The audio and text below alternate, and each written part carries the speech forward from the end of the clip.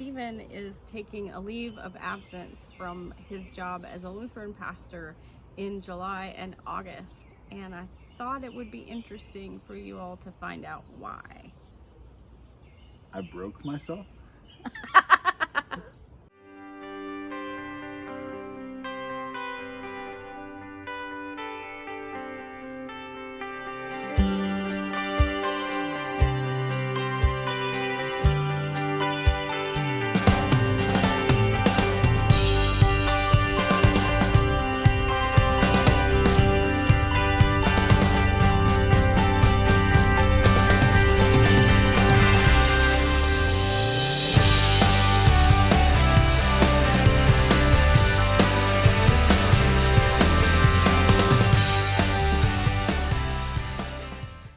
Welcome. We're glad you're here.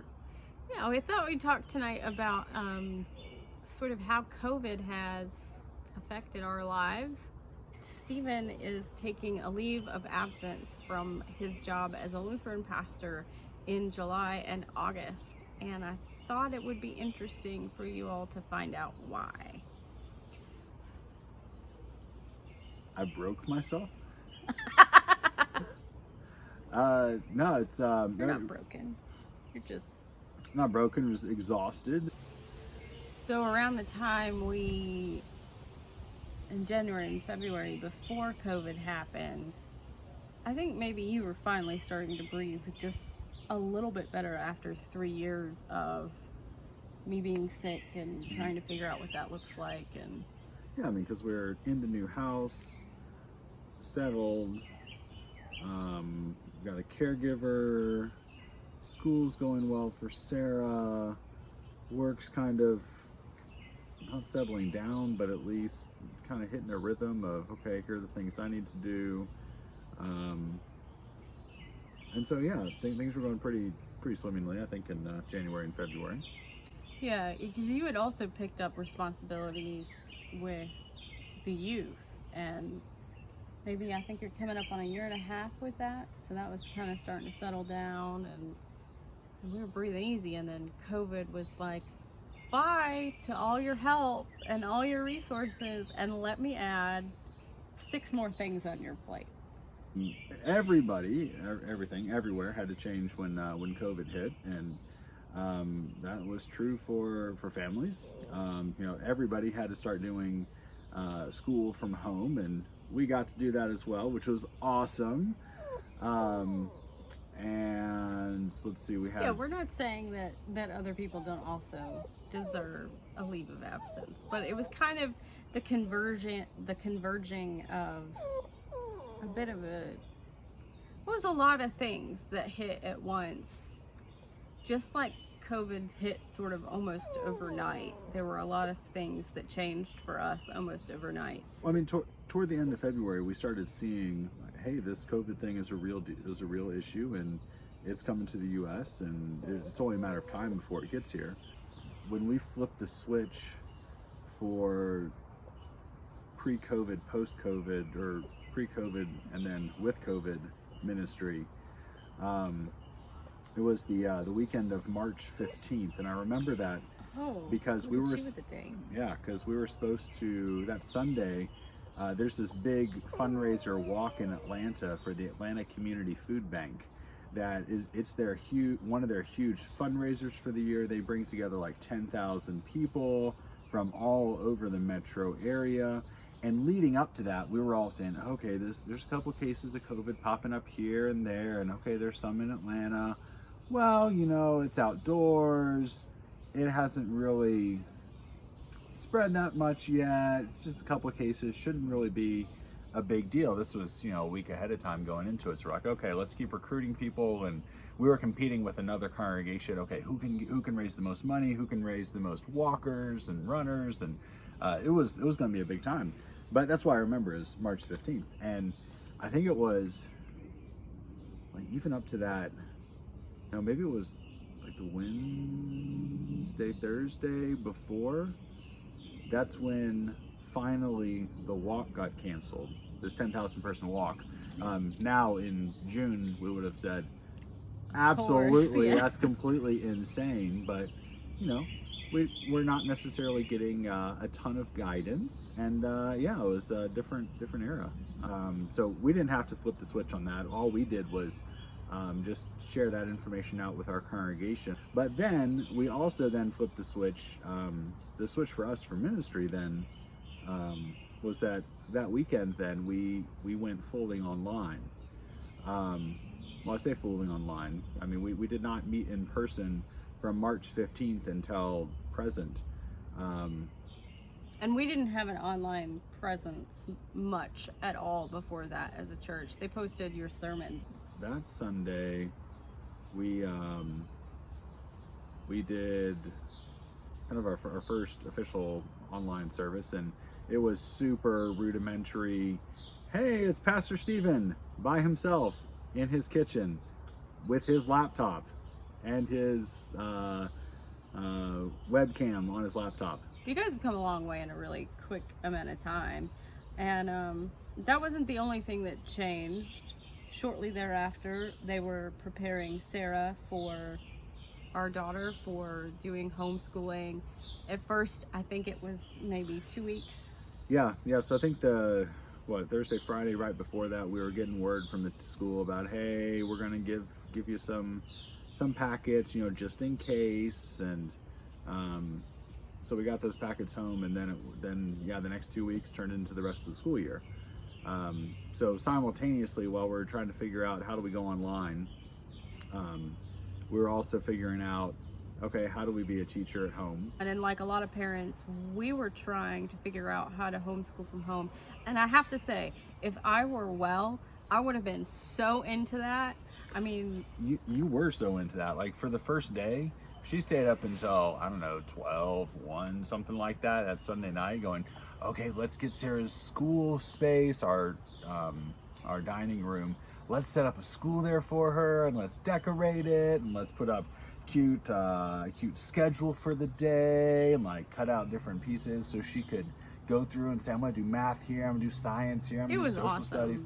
Yeah, super awesome. Really awesome. How many, you were crashed out for 2 or 3 days after that? Yeah, and then I wasn't able to really help with school at all. And then about the time that happened, we started limiting who was coming into our home. So we had put some systems in place to take caregiving off of Stephen's shoulders. And I feel like by the time January and February rolled around, we were starting to feel like we were settled with the caregiver, and she was taking care of stuff, and she was getting me where I needed to go and making sure I was taken care of for by the time she left until Stephen got home. And I think that took a lot of worry off of your plate. But she wasn't working full time for us, and you can't expect these people who are making hourly wages to quit their other jobs just because you're immunocompromised.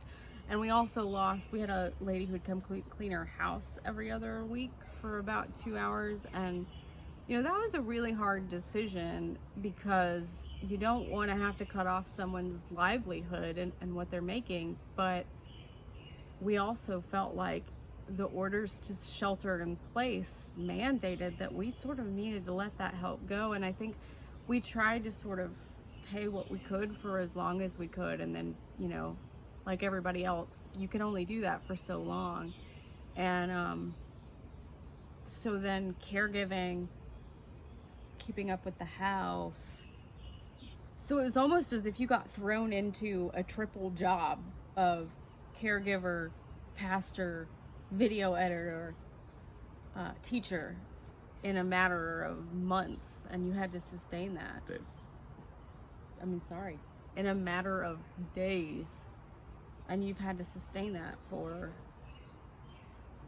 that was March? 3 months. 3 months. That's difficult. Yeah. And I was personally starting to get a little worried. I'm very, very thankful that your coworkers who know and love you were also getting a little worried about you and how things were rolling, that it was suggested that you take care of yourself, and what would that look like, and can the church make that work? And I think we're very blessed for where we're at, that was an option that was even on the table for us. And now we're able to sort of do things that we have wanted to do for at least 2 years. We're going to try to get my port surgery done without you having to take extra time off, and try to do some house projects that we've been wanting to do to make life a little easier for everybody. The easier it is for me to get around the house and do things myself, the less I have to call you on. And what are some other things you're looking forward to doing? Sleeping. Woohoo! I think also just getting... I'm looking forward to you actually sleeping by my side. That'll be good. I think just getting into rhythms and routines to take care of myself spiritually and physically, because we're praying through COVID, but man, there was a lot that was just it felt to me a lot like triage mode just for 3 months straight. Just purely, I'd wake up and thank God for that. But then it would be straight into, oh, my child's been up for a while now. Oh, okay. How much slime has she smeared into the carpet now? Sarah, we love you. We miss you, sort of. No, I'm kidding. Yeah, absolutely.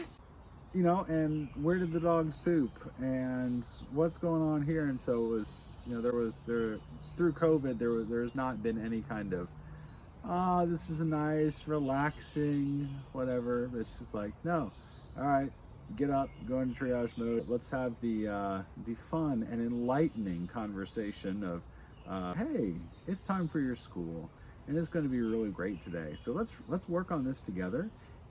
Usually the conversation went a little bit differently than that, and it was added to the stress level for the day. And I have to say, you were pretty much completely on your own with that. The harder I tried to be involved and push through to teach Sarah or take, an hour of play with her so you could go get work done, it was just crashing me. And then super unhelpful. And then he had to care for me even more, and it just added more on his plate.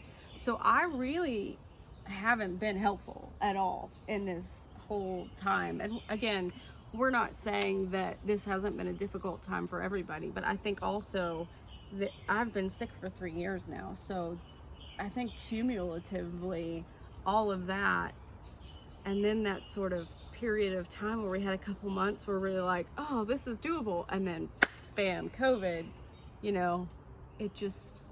was a lot. And I'm just thankful for getting to have you back a little bit. Yeah. We're looking forward to it. Indeed. Well, thank you for taking care of you, because as I told you on Father's Day, you're the only you that we want. Oh. Yeah. Well, thanks. Well, we hope that you guys are able to get some rest coming up in the next couple of months, and we will certainly keep documenting, especially during this time where Stephen is away, and checking in and seeing how this is going. So we will catch you on the flip side, because I think I'm making that a thing. We love you. Bye.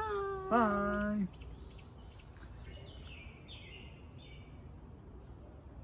Oh, we're rolling? Yeah. Oh. Alright. 3, 2, 1 was... I didn't hear you say 3, 2, 1. You did? Yeah, that's about 2 minutes ago. Okay. Whoa, that was cool. Did you see that?